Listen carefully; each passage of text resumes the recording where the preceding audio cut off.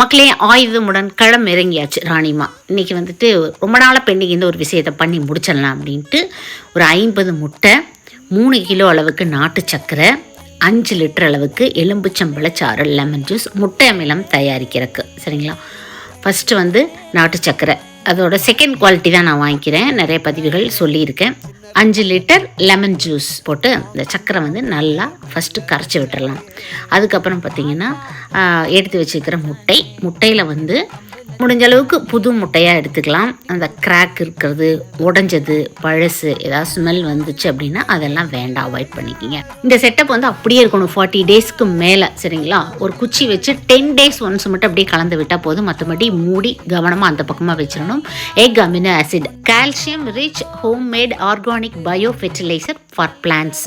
பழங்கள் காய்கறிகளில் கால்சியம் குறைபாட்டினால ஓட்டை விழுகும், அது வராமல் இருக்கிறதுக்கு தயாரிக்கிறோம். Happy gardening.